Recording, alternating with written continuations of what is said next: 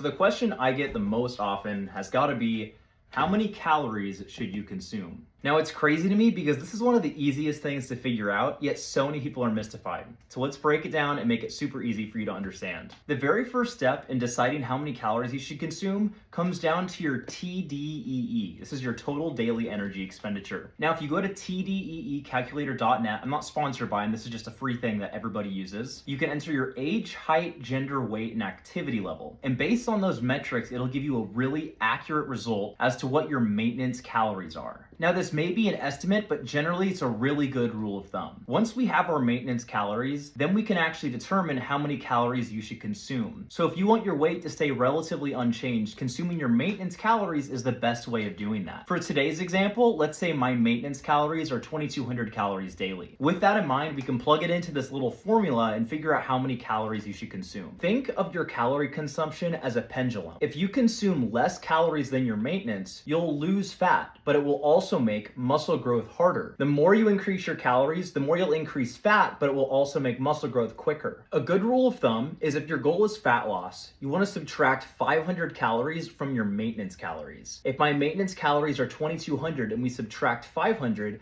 that means we would consume 1,700 calories daily. For bulking, we usually want to be a bit more conservative because it's easy to gain fat. So a good rule of thumb is to add 250 calories. Instead of consuming 2,200, we consume 2,450 daily. Now it's important to note that if you're cutting and you're subtracting 500 calories daily, you're going to see good fat loss results, but it's going to make building muscle physiologically improbable. Now, if you consume at your maintenance calories, it is possible to build muscle, although it will be relatively slow. But if we do a bulk and we add 250 calories, now muscle growth becomes more effective, but you have the added caveat of gaining some fat. And that's why people go through this bulking and cutting cycle. That being said, it's important to note there's nothing wrong with maintaining, and that doesn't mean you won't see good results. For a lot of my clients that don't want to add a whole bunch of extra fat, generally I recommend eating at their maintenance calories or just above it at a light bulk where fat loss is very minimal, but still makes muscle growth pretty effective. But that's really all there is to it. Simply, you need to find your maintenance calories and either subtract or add depending on what your goal is. If your goal is to gain weight, you need to consume more calories than your maintenance. If your goal is to lose weight, you need to subtract and eat less than your maintenance. Anyway, I hope this helps. Save and follow for more fitness advice like this.